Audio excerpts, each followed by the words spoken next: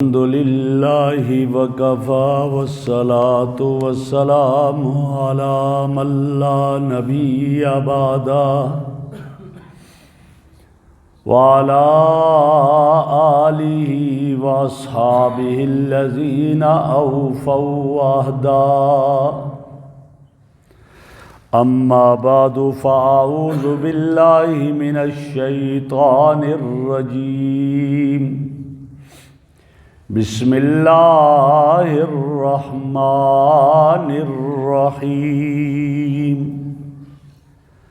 حامیم والکتاب المبین انا انزلناہ فی لیلۃ مبارکہ انا کنا منذرین فیہا یفرق کل امر حکیم اللہم صل علی سیدنا و مولانا محمد وعلی آل سیدنا و مولانا محمد واصحاب سیدنا و مولانا محمد وبارک وسلم علیہ۔ انتہائی قابل صد احترام بزرگوں اور عزیز دوستوں، شعبان کا ماہ مکرم شروع ہو چکا ہے اور اس میں ایک رات آتی ہے جس کو شب برات کہا جاتا ہے، اور چونکہ وہ آئندہ جمعہ سے پہلے آ رہی ہے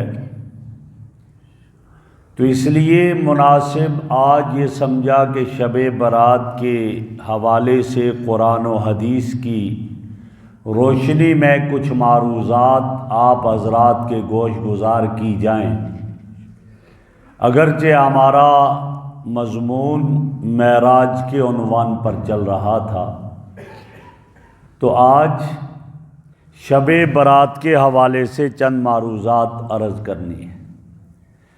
میں نے عرض کیا کہ یہ شعبان کا ماہ مکرم ہے، لفظ شعبان ہے، شعبان نہیں ہے۔ کئی لوگ بات کرتے ہوئے کہتے شعبان کا مہینہ ہے، شعبان کا مہینہ۔ شعبان کا معنی کیا آتا ہے؟ ایک معنی شعبان کا لکھا اجتماع، جمع ہونا، اور اس کو شعبان اس لیے کہا جاتا ہے کہ یہاں خیریں اور برکتیں جمع ہو جاتی ہیں، اس لیے شعبان کہا جاتا ہے۔ ایک معنی شعبان کا آتا ہے شاخ در شاخ، ایک تنا ہے اس میں شاخوں میں شاخیں نکلتی جاتی ہیں، شاخ در شاخ۔ اور شعبان کو اس لیے شعبان کہا جاتا ہے کہ اس میں جو آدمی نیک اعمال کرتا ہے وہ نیکیوں کے شاخیں نکلتی جا رہی ہیں، اس لیے اس کو شعبان کہا جاتا ہے۔ اور میرے آقا صلی اللہ علیہ وسلم نے دعا بھی فرمائی، اللہم بارک لنا فی رجب و شعبان و بلغنا رمضان۔ اے اللہ رجب اور شعبان کے مہینے میں ہمارے لیے برکت عطا فرما، وبلغنا رمضان، اور ہمیں رمضان تک پہنچا دے، اور ایک یہ ہے کہ رمضان کو ہم تک پہنچا دے۔ تو یہ رمضان تک پہنچنے کا ذریعہ ہے۔ جب ہی آپ صلی اللہ علیہ وسلم کے بارے میں آیا کہ آپ شعبان میں کثرت سے روزے رکھا کرتے تھے، کسی نے سوال کیا یا رسول اللہ آپ کثرت سے روزے کیوں شعبان میں رکھتے ہیں؟ تو آپ صلی اللہ علیہ وسلم نے ارشاد فرمایا کہ شعبان میں یہ اعمال رب کی بارگاہ میں پیش کیے جاتے ہیں، جب رب کی بارگاہ میں پیش کیے جاتے ہیں تو میں چاہتا ہوں کہ میرے اعمال اس حال میں پیش کیے جائیں کہ میں روزے کی حالت میں ہوں۔ اس لیے فرمایا کہ شعبان میں کثرت سے روزے رکھا کرو، اور یہ ریہرسل ہے کس کے لیے؟ رمضان المبارک کے لیے۔ آدمی عادی بن جاتا ہے اور پھر وہ رمضان المبارک کی برکتیں وہ آدمی حاصل کرتا ہے۔ شعبان، اس میں مختلف یہ الفاظ ہیں جن کو جمع کر کے شعبان کا کلمہ بنا۔ پیران پیر حضرت شیخ عبد القادر جیلانی رحمہ اللہ وہ فرماتے ہیں کہ شعبان کے شین سے مراد شرافت ہے، اور عین سے مراد علو، بلندی اور اونچائی ہے۔ شعبان، با سے مراد بر، نیکی ہے، اور الف سے مراد الفت ہے، اور نون سے مراد نور ہے۔ گویا بتا رہے ہیں کہ جو آدمی شعبان میں عبادت کرتا ہے اللہ اس کو شرافت عطا کریں گے، اللہ اس کو بلندیاں عطا کرتے ہیں، اور اللہ اس سے نیکی کی توفیق دیتے ہیں، اور اللہ اس سے محبت کرتے ہیں، الفت کرتے ہیں، اور اللہ اس کو عبادت کا نور نصیب فرماتے ہیں۔ وہ آدمی جو شعبان میں عبادت کرتا ہے اللہ انہیں ان اوصاف سے نوازتے ہیں۔ شعبان کا ماہ مکرم اللہ نے مجھے اور آپ کو عطا کیا ہے، تو اس ماہ مکرم کی ایک رات ہے جس کو شب برات کہا جاتا ہے، 15ویں شعبان۔ اس رات کے کئی نام لکھے ہیں۔ ایک نام اس رات کا جو لکھا گیا وہ ہے لیلۃ المغفرہ، کہ یہ مغفرت کی رات ہے۔ اللہ رب العزت اس رات میں گناہگاروں کے گناہوں کو معاف فرما دیتے ہیں، خطا کاروں کی خطاؤں کو معاف کر دیتے ہیں۔ اس لیے اس رات کو لیلۃ المغفرت بھی کہا جاتا ہے۔ اور ایک نام اس رات کا لیلۃ النجات ہے، نجات کی رات۔ اور اس لیے کہا جاتا ہے کہ اللہ اس رات میں لوگوں کو، گناہگاروں کو جہنم سے نجات عطا کرتے ہیں، اس لیے اس کو لیلۃ النجات بھی کہتے ہیں۔ اور ایک نام اس کا لیلۃ الرحمہ، رحمت والی رات۔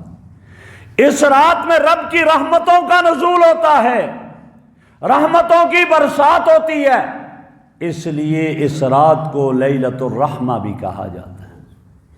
اور جو مشہور نام ہے فارسی کا، یہ نام ہے شب برات۔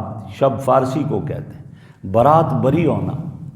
شب برات کہا جاتا ہے کہ اس رات میں لوگ جہنم سے بری ہو جاتے ہیں اور ان کو برات کا پروانہ مل جاتا ہے، اس لیے اس رات کو لیلۃ البرات، شب برات بھی کہا جاتا ہے، کہ یہاں ان کو یہ مل جاتا ہے، پروانہ مل جاتا ہے بری ہونے کا۔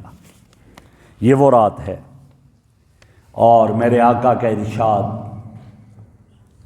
فرمایا 5 راتیں ہیں، 5 راتیں جو ان کو عبادت کے ساتھ گزارے گا وجبت لہ الجنہ، اس کے لیے جنت واجب ہو جائے گی۔ 5 راتیں، ایک لیلۃ البرات 15ویں شعبان کی رات، دوسرا لیلۃ القدر رمضان کے آخری عشرے کی لیلۃ القدر، تیسری عید کی رات، اور چوتھی 9ویں ذی الحجہ، اور 5ویں عید الاضحیٰ کی رات۔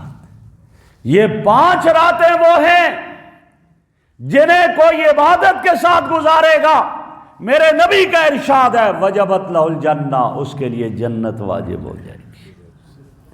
لیکن ہماری یہ راتیں عبادت میں نہیں گزرتی۔ شیطان اتنا حاوی ہو گیا ہے کہ وہ عبادت میں نہیں گزارنے دیتا۔ 15ویں شعبان تو پٹاخوں کی نظر ہو جاتی ہے۔ 15ویں شعبان کی رات عبادت کے بجائے آتش بازی کی نظر ہو جاتی ہے، اور عید الفطر کی رات تو شاپنگ میں گزر جاتی ہے، 10ویں ذی الحجہ کی رات بھی شاپنگ میں گزر جاتی ہے، اور لیلۃ القدر بھی چونکہ رمضان کا آخری عشرہ ہے تو آخری عشرہ شروع ہوتے ہی مسجدوں کو آباد کرنے کے بجائے بازاروں کی زینت بن جاتے ہیں۔ تو یہ شیطان ورغلاتا ہے، اگر دل پر پتھر رکھ کر کے آدمی چھوڑ دے، ان خرافات کو چھوڑ دے، اللہ کے گھر میں آ جائے، تو میرے نبی نے فرمایا ایسے آدمی کے لیے جنت واجب ہے، جنت کو واجب قرار دیا۔ یہ وہ رات ہے، اور اس رات میں قرآن کی آیت جو میں نے پڑھی، حامیم والکتاب المبین، اللہ قسم اٹھا کر فرماتے ہیں اس کتاب کی قسم جو کھلی واضح کتاب ہے، انا انزلناہ فی لیلۃ مبارکہ، ہم نے اس قرآن کو برکت والی رات میں نازل کیا ہے، برکت والی رات میں نازل کیا۔ اور برکت والی رات سے مراد 15ویں شعبان ہے۔ آپ کے دل و دماغ میں ایک اعتراض ہوگا کہ ہم نے آج تک تو یہی سنا، اور قرآن بھی کہتا ہے انا انزلناہ فی لیلۃ القدر، لیلۃ القدر میں قرآن کو اتارا، یہاں فرمایا کہ شب برات میں اتارا، یہ کیسے؟ تو اس کا مفسرین نے جواب دیا بڑا پیارا، فرمایا قرآن لوح محفوظ سے آسمان دنیا پر لیلۃ القدر میں اترا ہے، لیکن اس کا فیصلہ جو ہوا ہے وہ 15ویں شعبان کی رات میں، لیلۃ القدر میں اتارنے کا فیصلہ 15ویں شعبان کی رات میں۔ اور اس کے لیے آپ اس کی بڑی پیاری مثال یوں سمجھ سکتے ہیں کہ کہیں شادی ہو رہی ہوتی ہے تو پہلے آپس میں مشورہ ہوتا ہے کہ جی شادی کے دن طے کرنے ہیں، شادی کے دن طے کرنے ہیں، اور پھر شادی فلاں تاریخ کو ہوگی۔ اب یہ جو پہلے مشورہ ہے یہ تاریخ طے ہونے کا ہے، اور شادی جس دن ہوتی ہے اس دن میں ہوتی ہے شادی۔ تو اسی طرح قرآن اتارا گیا لیلۃ القدر میں، لیکن اس رات میں اتارنے کے لیے فیصلہ کب کیا؟ 15ویں شعبان کو کیا۔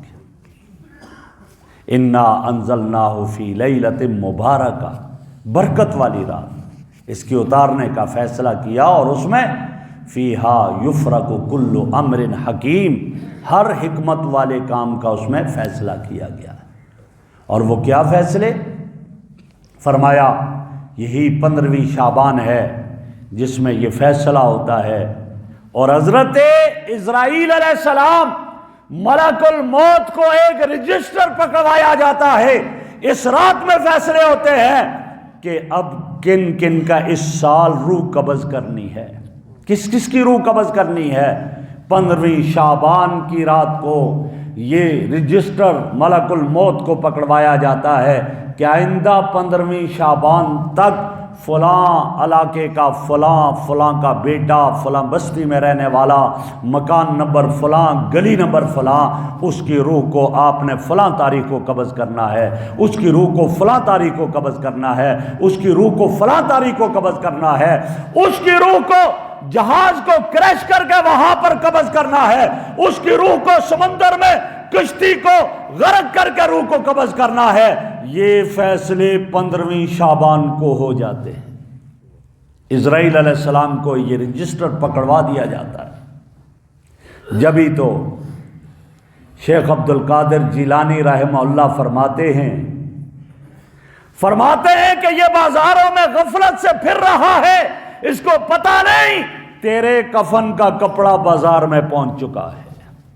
کفن کا کپڑا آ گیا بازار میں، لیکن پھر بھی یہ غفلت میں بازاروں میں پھر رہا ہے۔ اس کی قبر کھودی جا چکی ہے، لیکن پھر بھی یہ فنکشنوں میں مزے کرتا ہے، ہنس ہنس کر پھرتا ہے، اپنی سیلفیاں بناتا ہے، تصویریں بناتا ہے، اور اس کو پتہ نہیں کہ تیری قبر بھی کھودی جا چکی ہے۔ یہ وزیر اعظم بننے کے لیے شیروانی سلوا چکا، پتہ نہیں کہ صبح اس کی روح قبض ہو رہی ہے۔ ادھر شیروانی سل گئی کہ میں نے فنکشن میں جانا ہے، حلف اٹھانا ہے، ادھر صبح روح قبض ہو رہی ہے۔ یہ کیفیت ہوتی ہے، اور وہ اس رات میں فیصلے ہوتے ہیں، 15ویں شعبان کی رات میں یہ فیصلے ہوتے ہیں۔ فرمایا اس رات میں تو یہ فیصلے ہوتے ہیں ان کے لیے، فِيهَا يُفْرَقُ كُلُّ أَمْرٍ حَكِيمٍ، فیصلہ ہوتا ہے اس پر رزق کتنا اتارا جائے گا، فیصلہ ہوتا ہے کہ اس رات میں فیصلے ہوتے ہیں، اس سال کتنے بچے پیدا ہوں گے، کتنی بچیاں پیدا ہوں گی، کتنے معذور پیدا ہوں گے، کتنے تندرست پیدا ہوں گے، وہ اس رات میں فیصلے ہوتے ہیں۔ کتنوں کا انتقال ہوگا، اس رات میں یہ فیصلے ہوتے ہیں۔ کتنا رزق دیا جائے گا، یہ اس رات میں فیصلے ہوتے ہیں۔ فِيهَا يُفْرَقُ كُلُّ أَمْرٍ حَكِيمٍ، ہر حکمت والے امر کا فیصلہ اس رات میں ہوا کرتا ہے۔ یہ وہ رات ہے جس کو شب برات کہا جاتا ہے، اور اسی رات میں اللہ رب العزت کی رحمت آسمان دنیا پر آ کر اعلان کرتی ہے، حل من مستغفر فاغفر لہ، ہے کوئی مغفرت کا طلبگار کہ میں اس کی مغفرت کر دوں۔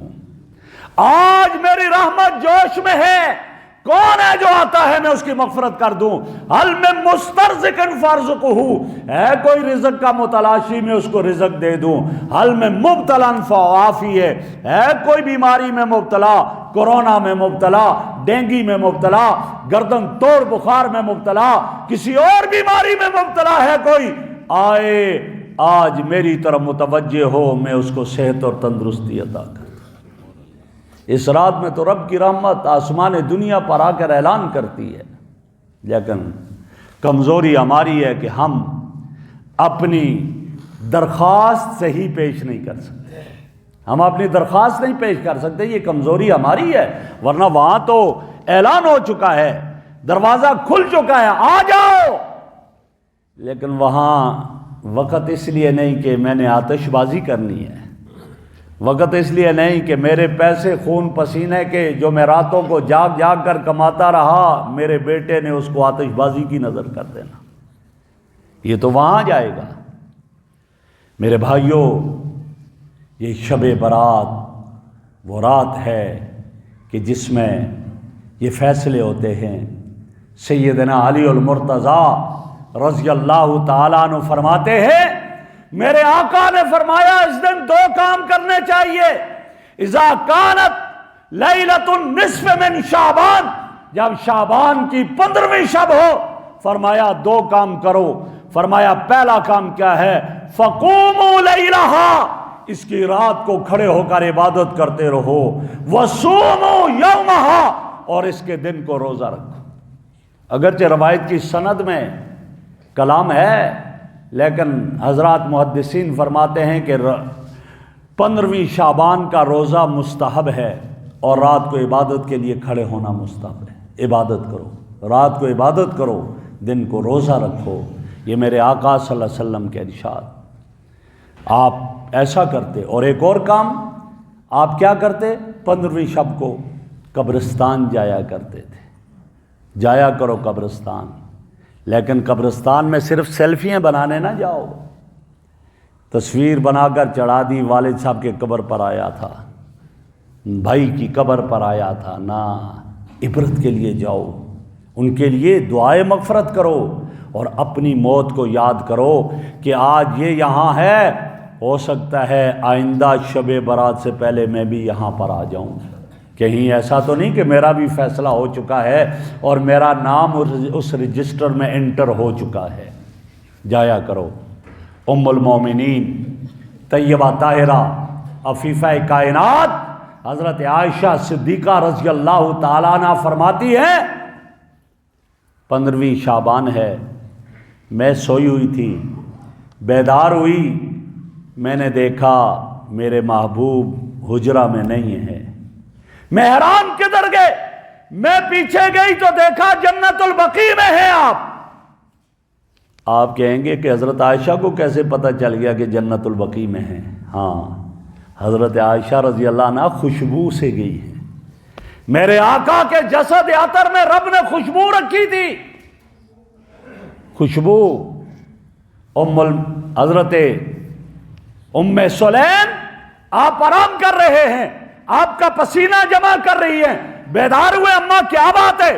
بیٹا آپ کا پسینہ جمع کر رہی ہوں، ہمارے ہاں جب بچیوں کی شادی ہوتی ہے اس کو رخصتی کے موقع پر خوشبو دیتے ہیں، میں نے سوچا غریب لاچار مسکین کہاں سے خوشبو لاؤں، میں آپ کا پسینہ جمع کر دیتی ہوں، جب بیٹی کی شادی ہوگی رخصتی کا موقع آئے گا میں خوشبو کے بجائے آپ کا پسینہ دے دوں گی۔ میرے آقا نے شیشی لی، پیشانی پہ ہاتھ پھیرا، پسینہ آیا، ڈال کر دے دیا، بوڑھی اماں لے کر چلی گئی۔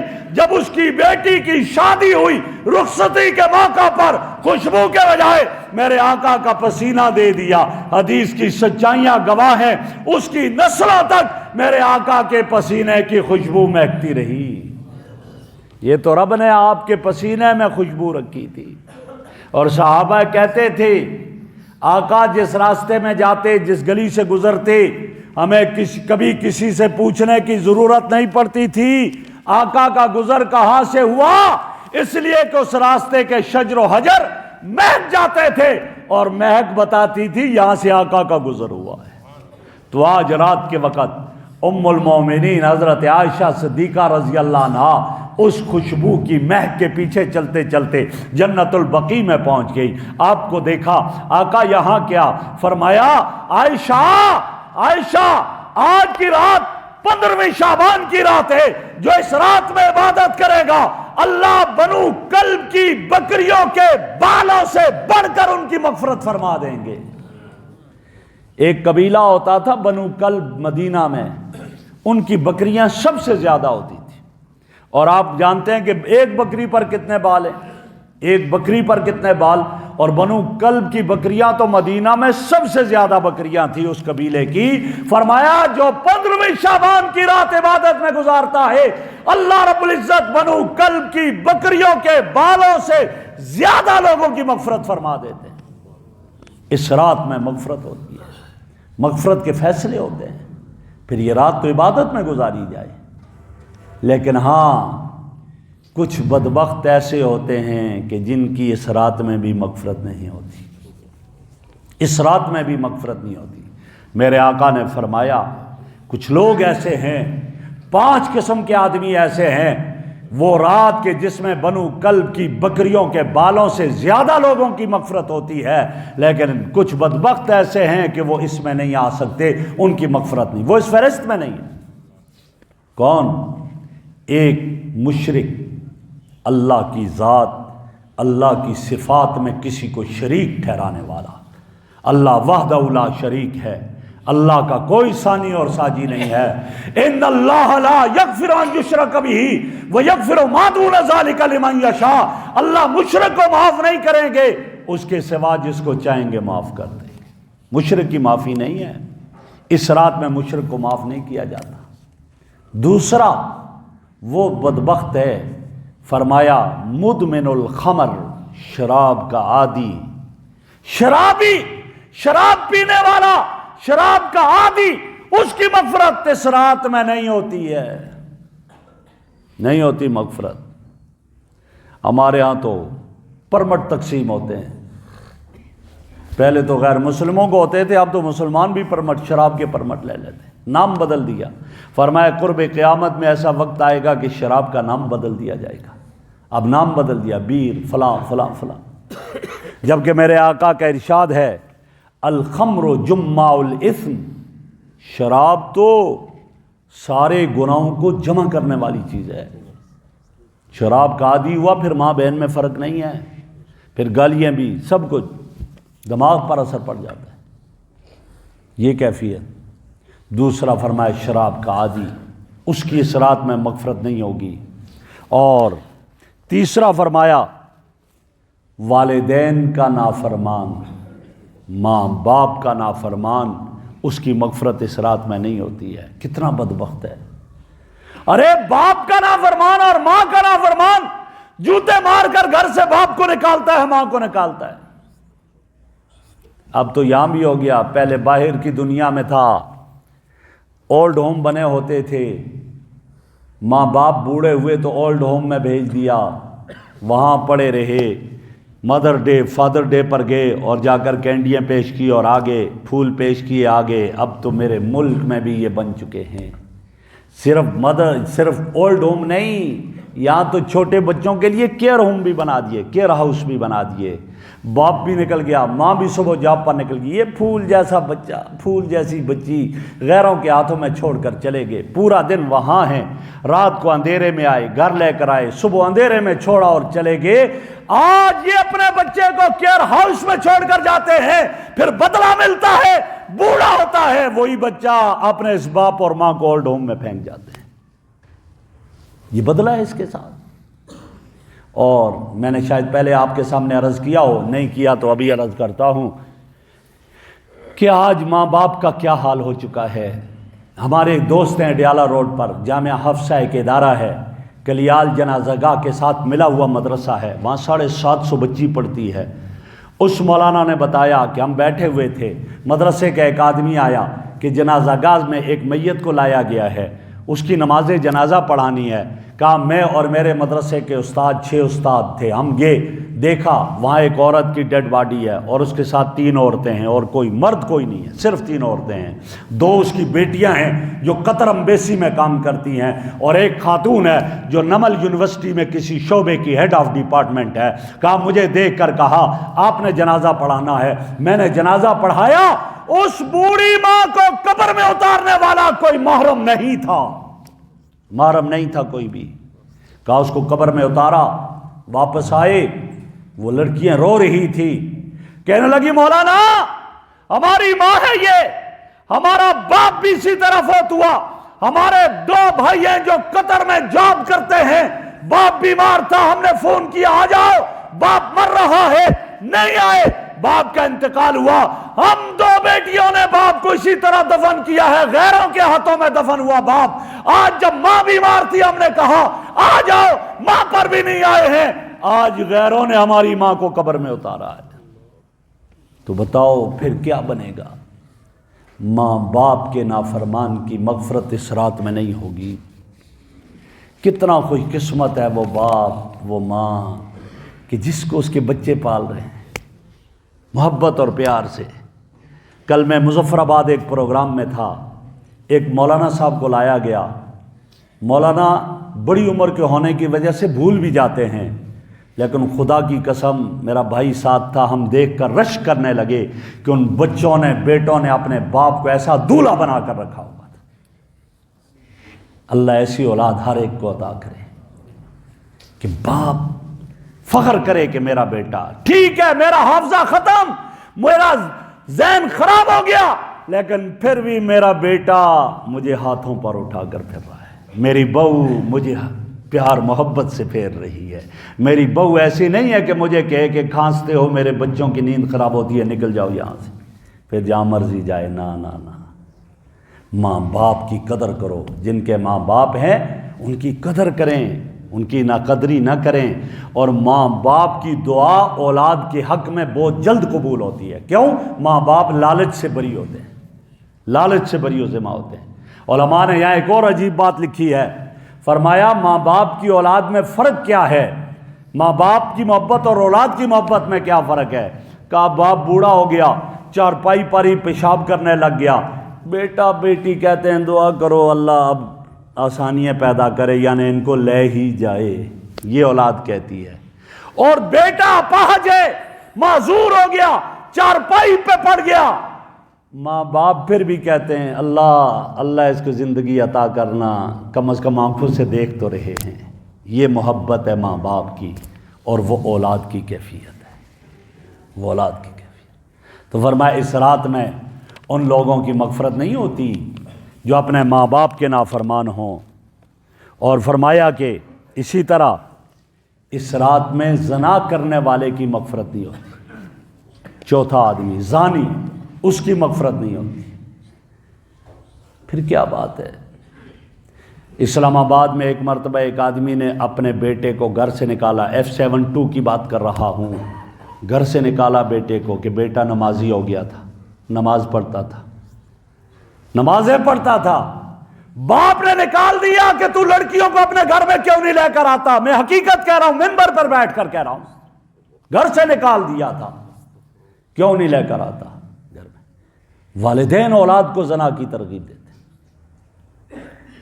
اور اسی کا دوسرا بیٹا آوارہ تھا، پھر دوستوں نے گولی مار کر اس کو مارا وہیں، بعد میں وہ پاگل ہوا، ٹکرے مارتا تھا دیواروں سے۔ ہم نے کہا دیکھ لیا، یہ انجام ہوتا ہے ان کا۔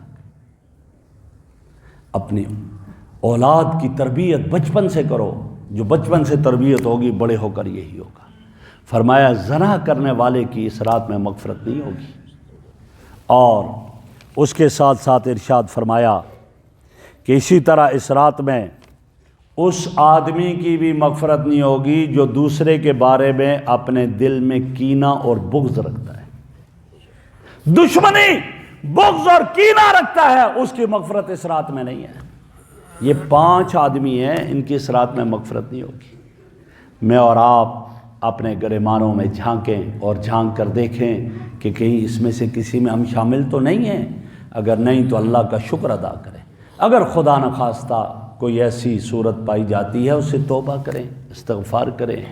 تو میں عرض کر رہا تھا، یہ شب برات وہ رات ہے، اس رات میں عبادت کریں، اس رات میں تلاوت کریں، نوافل پڑھیں خوب، اس رات میں ذکر کریں خوب، استغفار کریں۔ امام الانبیاء حضرت محمد الرسول اللہ صلی اللہ علیہ وسلم پر کثرت سے درود شریف پڑھیں، کثرت سے درود شریف پڑھیں۔ کیوں؟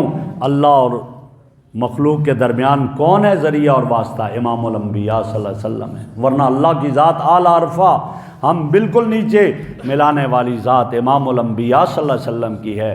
آقا کے احسان کا یہی بدلہ ہے کہ آقا پر ہم کثرت سے درود شریف پڑھیں، اور پھر اس رات میں صلاۃ تسبیح کا بھی اہتمام کیا جائے تو اللہ خیریں برکتیں عطا فرمائے گا۔ تو آنے والی جمعرات کو یہ رات آئے گی، تو اس لیے میری اپنے آپ کو شامل کر کے یہ ہے کہ ہم سب اس میں عبادت کا اہتمام کریں۔ جو میں نے عرض کیا، اللہ مجھے اور آپ کو عمل کی توفیق عطا فرمائے۔ وآخر دعوانا ان الحمد للہ رب العالمین۔